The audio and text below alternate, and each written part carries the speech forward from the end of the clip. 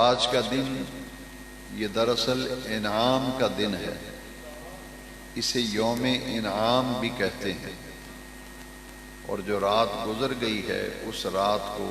انعام کی رات کہتے ہیں کہ پورا مہینہ اللہ تعالیٰ کے جن خوش نصیب سعادت مند بندوں نے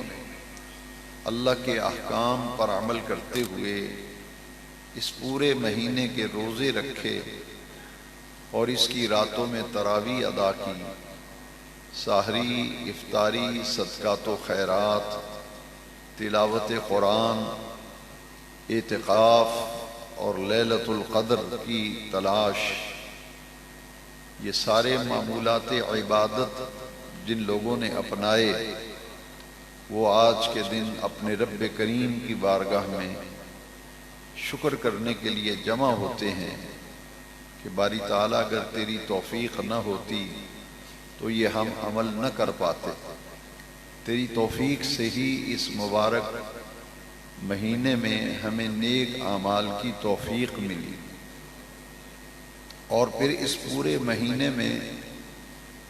جو 3 عشروں میں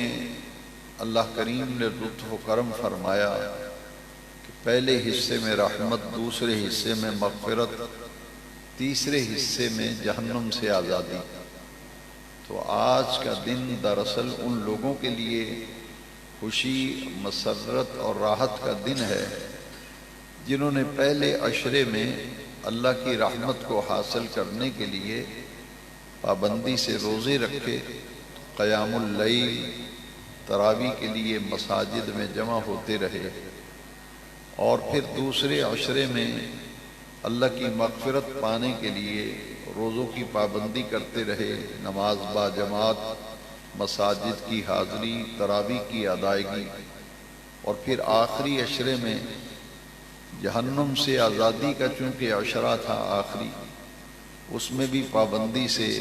یہ روزے، تراویح، نماز با جماعت، اعتکاف، لیلۃ القدر کا ذکر اذکار، یہ ساری محنت، یہ سارا مجاہدہ جن لوگوں نے کیا، دراصل ان لوگوں کے لیے آج کا دن جو ہے یہ راحت، خوشی، مسرت اور اللہ کریم کی بارگاہ میں شکرانے کے لیے یہ دن عطا کیا گیا ہے۔ ان تمام عبادات کا انعام آج کے دن ملتا ہے، جیسا کہ ایک مشہور حدیث میں ہے کہ آسمان سے جبریل امین فرشتوں کے جلوں میں نازل ہوتے ہیں اور گلیوں اور بازاروں میں اور چوکوں میں اور مساجد اور عیدگاہوں کے دروازوں پر کھڑے ہو جاتے ہیں، اور اللہ کی تکبیر پڑھتے ہوئے جب اپنے گھروں سے نکلتے ہیں، اللہ اکبر، اللہ اکبر، لا الہ الا اللہ واللہ اکبر، اللہ اکبر وللہ الحمد، یہ تکبیر پڑھتے ہوئے جب نکلتے ہیں تو اللہ تبارک و تعالی فرشتوں سے فرماتا ہے کہ اے میرے فرشتوں، جب کوئی مزدور مزدوری کر چکے تو اس کے ساتھ کیا معاملہ کرنا چاہیے؟ فرشتے عرض کرتے ہیں باری تعالیٰ اس کی مزدوری کا پورا صلہ، پورا اجر انہیں دینا چاہیے، تو اللہ تعالیٰ فرماتے ہیں کہ اے میرے فرشتوں، تم گواہ ہو جاؤ جن لوگوں نے میری رضا اور میری خوشنودی کے لیے اور مجھے راضی رکھنے کے لیے اور میری ناراضگی سے بچنے کے لیے دن کے اوقات میں 3 حلال چیزوں کو ترک کر دیا تھا، میں ان سب پہ راضی ہو گیا ہوں، اور جب وہ عید کی نماز کے بعد اپنے گھروں کو واپس لوٹیں گے، مغفور لہم، ان کے لیے مکمل طور پر مغفرت لکھ کر دے دی جائے گی، وہ مغفرت اپنے دامن میں لے کر اپنے گھروں کو لوٹیں گے، اور ایک نیا سلسلہ شروع ہو جائے گا، پچھلے تمام معاملات اللہ تبارک و تعالی آج کے دن جو انعام عطا فرمائے گا اور انعام عطا فرماتا ہے، اس سے پچھلے تمام معاملات آدمی کے وہ بالکل صاف ہو جاتے ہیں، اور اس کے بعد پھر ایک نیا سلسلہ شروع ہو جاتا ہے۔ قرآن مجید میں اللہ تبارک و تعالی نے فرمایا قد افلح من تزکا وذکر اسم ربہ فصلی، آج کا دن یہ طہارت کا دن ہے، یعنی ہمیں اپنے تمام اعمال کی نحوست سے وہ اعمال جو ہم نے اللہ کی نافرمانی اور اس کی حکم عدولی میں جو کام ہم سے ہوئے، جب ان کی معافی ملے گی، ان کی مغفرت ہو جائے گی، تو ہمارے سارے معاملات پچھلے صاف ہو جائیں گے۔ اسی لیے آج کا دن طہارت کا دن بھی ہے کہ اللہ تعالیٰ اپنے بندوں کو پاک فرماتا ہے، اور روزہ رکھنے سے طہارت حاصل ہوتی ہے، جیسا کہ مشہور حدیث میں ہے لِكُلِّ شَيْءٍ زَكَاةٌ وَزَكَاةِ الْجَسَدِ الصَّوْمُ، ہر چیز کی زکوٰۃ ہے اور جسم کی زکوٰۃ جو ہے وہ روزہ ہے۔ قَدْ أَفْلَحَ مَنْ تَزَكَّىٰ، تحقیق کامیاب ہو گیا وہ شخص جس نے زکوٰۃ ادا کی، تزکا زکوٰۃ دی، یعنی اپنے آپ کو صاف ستھرا کیا، روزہ رکھنے، تراویح کی ادائیگی، تلاوت قرآن، اعتکاف، لیلۃ القدر کی تلاش، صدقہ فطر۔ یہ رمضان شریف کے وہ اعمال اور عبادات ہیں جن کو انجام دینے پر اللہ تبارک و تعالی اپنے بندوں کو مکمل طور پر طہارت عطا فرماتا ہے، مغفرت عطا فرماتا ہے، اور پچھلے سارے معاملات جو ہیں وہ صاف ہو جاتے ہیں۔ آئندہ پھر نیا جو معاملہ ہے بندے کا وہ شروع ہو جاتا ہے۔ اس لیے ہم جب شکر کرنے کے لیے جمع ہوتے ہیں عید کے دن، وہاں اپنے رب کریم سے یہ دعا بھی مانگتے ہیں کہ باری تعالیٰ جس طرح تو نے اس ایک مہینے کے اندر ہمیں تینوں حلال چیزوں سے رکنے اور باز رہنے کی توفیق دی، اور ہم نے حلال چیزوں کو ترک کیا، حلال چیزوں کو چھوڑا، کھانا بھی حلال لذت تھا، پینا بھی حلال لذت تھا، اور ازدواجی عمل، شادی شدہ آدمی کا اپنی منقوہہ سے ازدواجی عمل بھی حلال لذت تھا،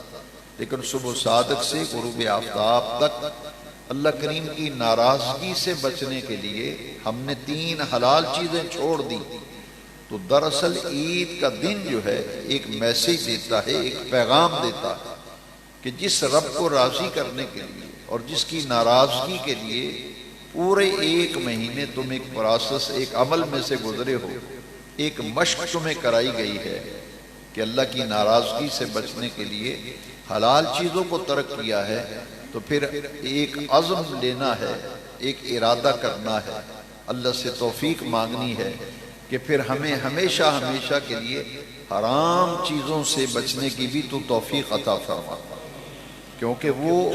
رب کی ناراضگی سے بچنے کے لیے کھانا بھی چھوڑا، پینا بھی چھوڑا، رمضان المبارک کے اوقات میں صبح صادق سے غروب آفتاب تک،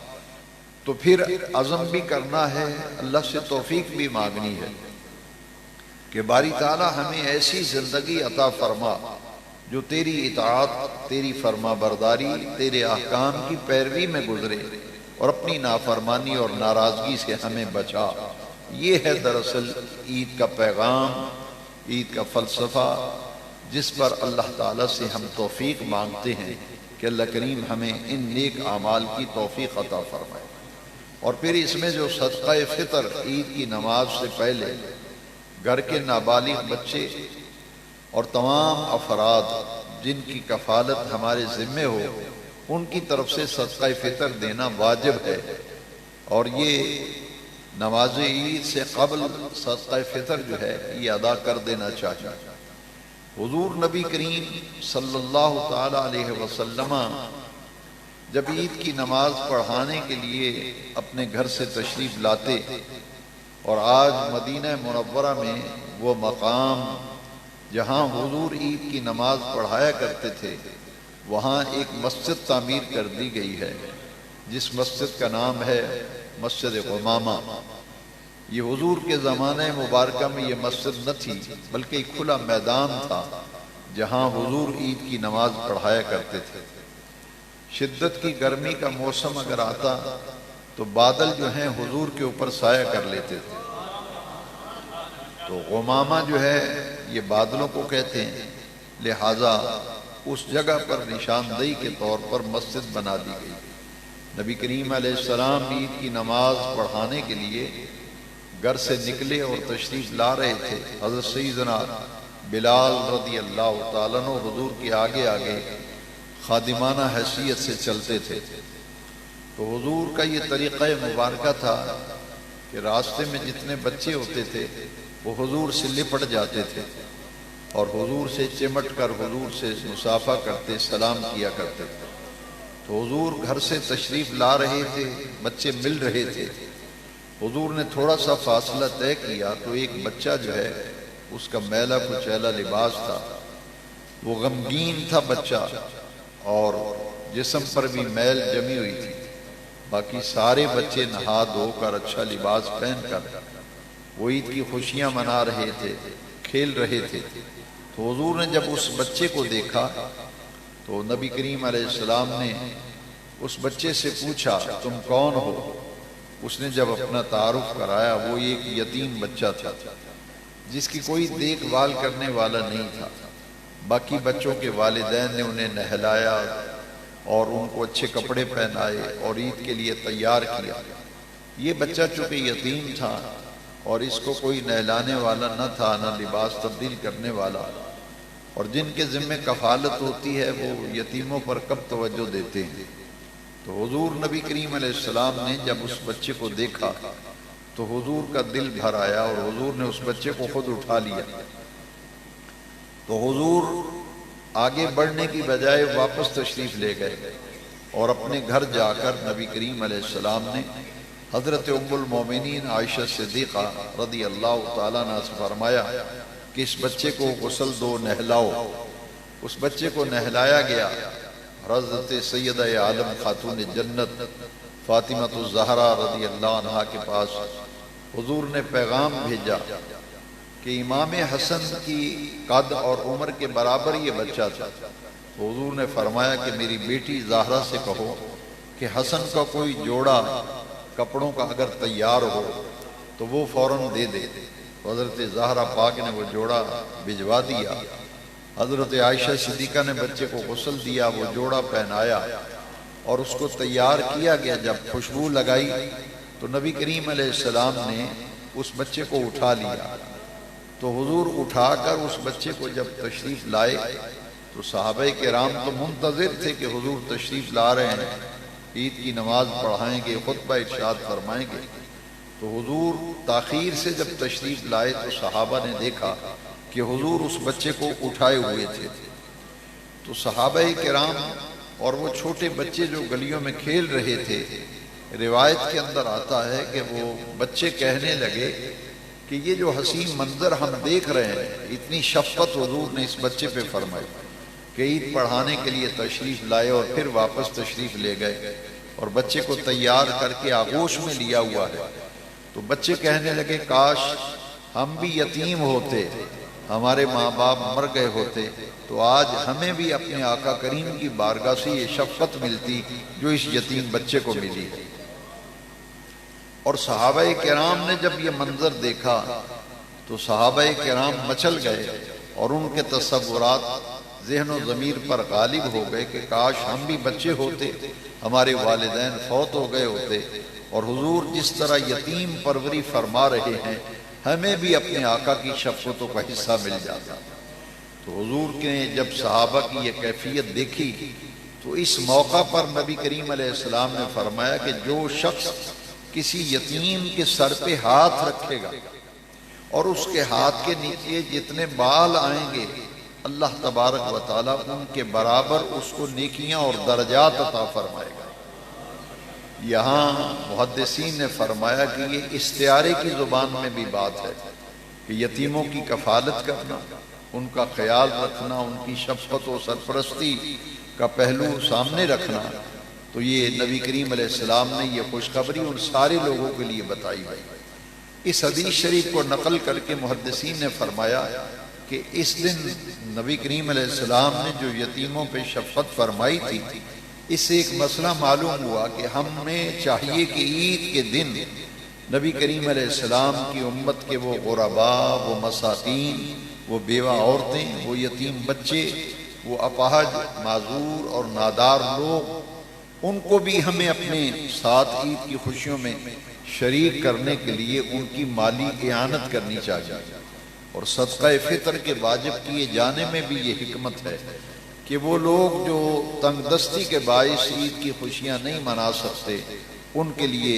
عید کی خوشیوں میں شریک کرنے کے لیے صدقہ فطر جو ہے یہ واجب کیا گیا، اور اس کے علاوہ بھی دیگر صدقات جو ہیں وہ اللہ تعالیٰ کی بارگاہ میں ہمیں پیش کرتے رہنا چاہیے۔ تو ہمیں چاہیے کہ ہم عید کے موقع پر ان تمام لوگوں کو جو مستحقین ہیں، فقیر ہیں، مسکین ہیں، بیوہ عورتیں ہیں، یتیم بچے ہیں، اور اللہ کی بیمار مخلوق ہے، اپاہج لوگ ہیں، معذور ہیں، مفلس و کلاش ہیں، ان کی سرپرستی، مالی مدد، مالی اعانت سے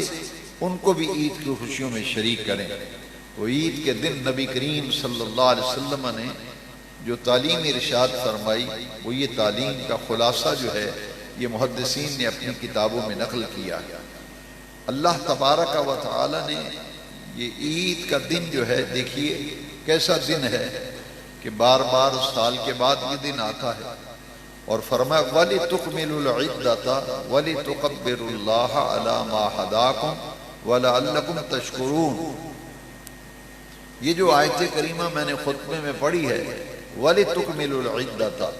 کہ رمضان شریف کے روزوں کی گنتی پوری کرو، رمضان شریف کے روزوں کی گنتی پوری کرو، وَلِتُكْمِلُوا الْعِدَّةَ، اور جب روزے پورے ہو جائیں، گنتی پوری ہو جائے اور چاند نظر آ جائے، تو پھر شوال کی 1 تاریخ کو وَلِتُكَبِّرُوا اللَّهَ، اللہ کی کبریائی بیان کرو، اس کی بڑائی بیان کرو، وَلَعَلَّكُمْ تَشْكُرُونَ، تاکہ تم شکر گزار بندے بن جاؤ۔ تو یہ ہے عید کا فلسفہ، یہ شکرانے کا اجتماع ہے، اللہ کی بارگاہ میں سجدہ شکر کرنے کے لیے، اظہار تشکر و امتنان کے لیے جمع ہوتے ہیں اس توفیق پر جو رمضان شریف میں اللہ کریم نے ہمیں عطا فرمائی۔ اور آج کے دن جو روزے داروں کو، معتکفین کو، عبادت گزاروں کو، فرما بردار بندوں کو جو انعام ملے گا، اس انعام پر شکرانے کے لیے عید ہے۔ آیت کریمہ میں یہی مضمون بیان کیا گیا، وَلِتُكْمِلُوا الْعِدَّةَ وَلِتُكَبِّرُوا اللَّهَ عَلَى مَا هَدَاكُمْ وَلَعَلَّكُمْ تَشْكُرُونَ، کہ اللہ نے جو تمہیں ہدایت دی ہے اس ہدایت پر اللہ کی کبریائی بیان کرو۔ تبھی عید کی نماز پڑھنے کے لیے آتے ہیں تو اللہ اکبر، اللہ اکبر، لا الہ الا اللہ، واللہ اکبر، اللہ اکبر وللہ الحمد پڑھتے ہوئے آتے ہیں، اور عید کی نماز پڑھ کے جاتے ہیں تو یہ تکبیر پڑھتے ہوئے جاتے ہیں۔ دراصل اس آیت کریمہ پر عمل کیا جاتا ہے، وَلِتُكْمِلُوا الْعِدَّةَ وَلِتُكَبِّرُوا اللَّهَ عَلَى مَا هَدَاكُمْ وَلَعَلَّكُمْ تَشْكُرُونَ۔ تو حضور کا یہ معمول مبارک تھا کہ ایک راستے سے تشریف لے جاتے تھے عید کی نماز کے لیے، اور پھر واپسی پر حضور رستہ بدل کر تشریف لاتے تھے۔ لہٰذا یہی سنت قرار پایا کہ عید کی نماز کی ادائیگی کے بعد جس راستے سے آپ آئے ہیں وہ راستہ بدل کر جائیے، آتے ہوئے بھی تکبیر پڑھتے ہوئے آنا چاہیے اور جاتے ہوئے بھی تکبیر پڑھتے ہوئے جانا چاہیے۔ تو عید کا دن جو ہے یہ انعام و اکرام کا دن ہے، اور اس پر بہت سی احادیث جو ہیں وہ بھی موجود ہیں، اور نبی کریم صلی اللہ تعالی علیہ وسلم کی ایک حدیث ہے، لِكُلِّ قَوْمٍ عِيدٌ وَهَذَا عِيدُنَا، کہ ہر قوم کی ایک عید ہوتی ہے، ایک تہوار ہوتا ہے۔ فرمایا عید الفطر جو ہے یہ اہل ایمان کا تہوار ہے۔ تو یہ تصور ہے عید کی خوشیوں کا، اور زمانہ جاہلیت کی عیدوں میں اور اسلام نے جو عیدیں دی ہیں ان میں یہ فرق ہے۔ ان میں عبادت ہے، ذکر ہے، دعا ہے، مناجات ہے،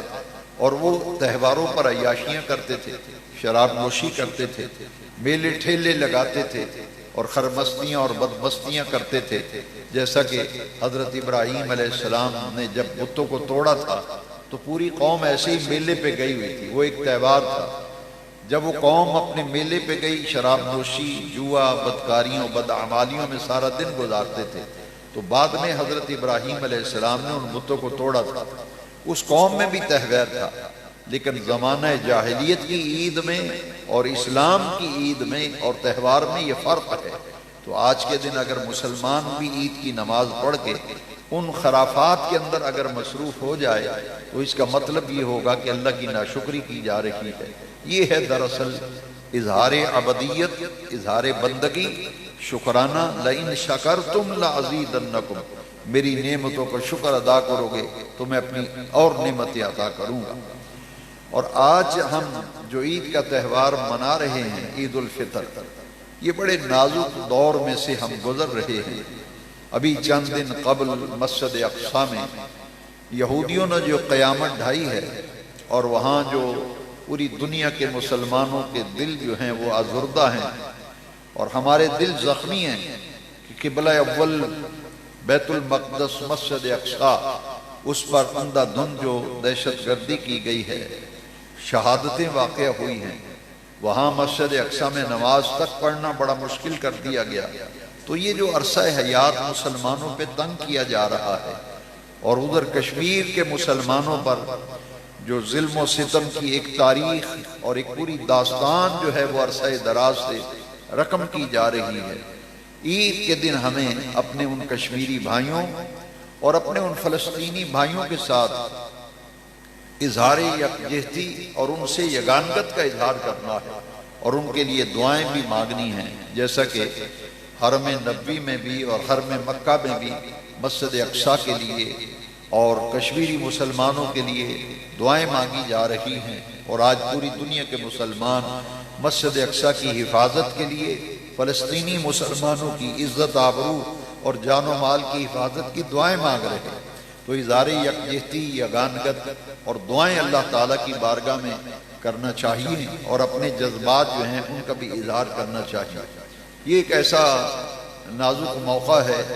کہ یہود بھی اور ہنود بھی یہ اکٹھے ہو گئے ہیں۔ یہ مسلم امہ کے خلاف ایک گٹھ جوڑ ہے، وہ جو پوری دنیا کی اسلام دشمن قوتیں جو ہیں وہ اسلام کو مٹانے کے لیے سازشیں کر رہی ہیں۔ اس لیے ہمیں یہ چاہیے کہ ہم اپنے دین کے ساتھ جس قدر پیوستہ ہوں گے، جس قدر وابستہ ہوں گے تو ہمیں اسی قدر قوت ملے گی۔ آج مسلمانوں کی آبادیوں کا تناسب لگا لیں اور مساجد میں نمازیوں کی تعداد دیکھ لیں کہ ہمارے دین اسلام میں سب سے بڑا فرض تو نماز ہے۔ عید کے دن جو فجر کی نماز ہے وہ تو فرض ہے، فجر کی نماز فرض ہے اور عید کی نماز جو ہے یہ واجب ہے۔ تو ہم فرائض کی طرف تو توجہ نہیں دیتے۔ ہمیں چاہیے کہ دین اسلام میں سب سے بڑا فریضہ جو مسلمان پر ہے وہ 5 وقتہ نماز ہے۔ نماز کے معاملے میں ہماری سستی، ہماری غفلت اور ہماری کاہلی اور بے غیرتی کا اندازہ اس بات سے ہوتا ہے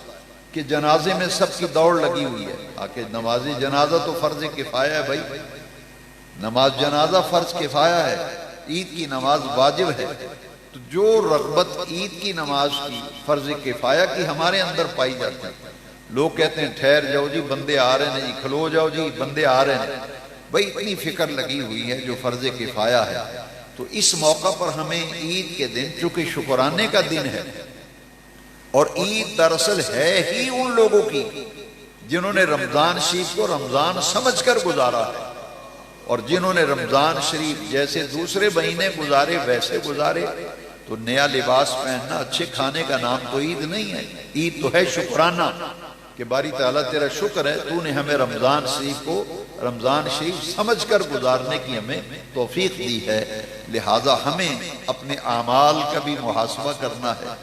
اپنی اصلاح کرنی ہے، اور پورے مہینے میں جو تربیت پائی ہے،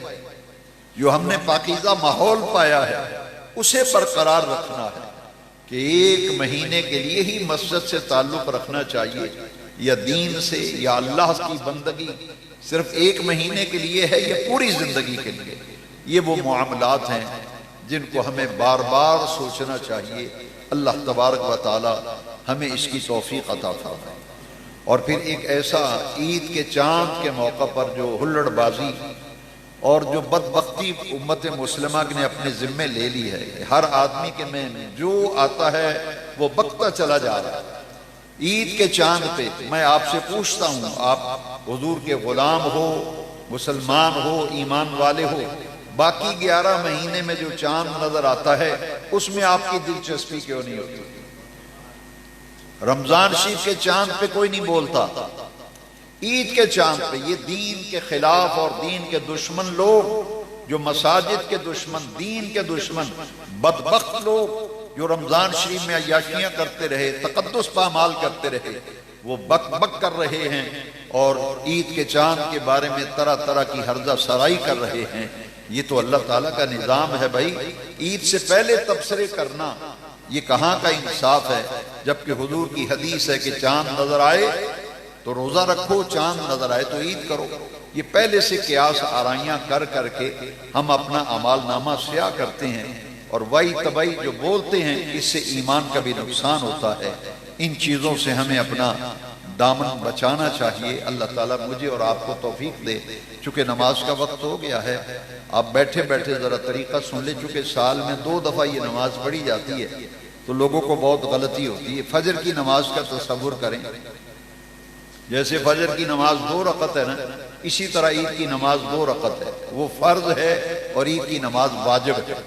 فرق صرف اتنا ہے کہ پہلی رکعت کے اندر ثنا جو ہے ولا الہ غیرک تک پڑھ کے خاموش ہو جانا ہے۔ امام صاحب 3 تکبیریں کہیں گے، پہلی 2 تکبیروں پر اللہ اکبر کہہ کر ہاتھ چھوڑ دینے ہیں۔ پہلی تکبیر پر بھی اللہ اکبر، دوسری تکبیر پر بھی اللہ اکبر، کانوں تک ہاتھ اٹھا کے چھوڑ دینے، اور تیسری تکبیر پر اللہ اکبر کہہ کر ہاتھ باندھ لینے۔ اس کے بعد قرات ہوگی جیسے فجر کی نماز میں ہوتی ہے، اور دوسری رکعت میں قرات جو ہے پہلے ہوتی ہے، اور جب قرات مکمل ہو جائے گی تو اس کے بعد 4 تکبیریں امام کہتا ہے۔ پہلی 3 تکبیروں پر کانوں تک ہاتھ اٹھا کر چھوڑ دینے ہیں، اللہ اکبر، دوسری رکعت میں اللہ اکبر اللہ اکبر، اور چوتھی تکبیر جب کہی جائے گی تو کانوں تک ہاتھ اٹھائے بغیر اللہ اکبر رہ کر رکوع میں چلے جانا ہے۔ یہ ہے نماز کا طریقہ۔ عید کی نماز واجب ہے اور بعد میں خطبہ سننا بھی واجب ہے، خطبہ سنے بغیر نہیں جانا چاہیے۔ اور الدعاء هو العبادہ، الدعاء مخ العبادہ، تو آخر میں جو دعا مانگی جاتی ہے وہ نماز عید کا مغز ہے۔ صفیں بنا لیجیے نماز کے بعد۔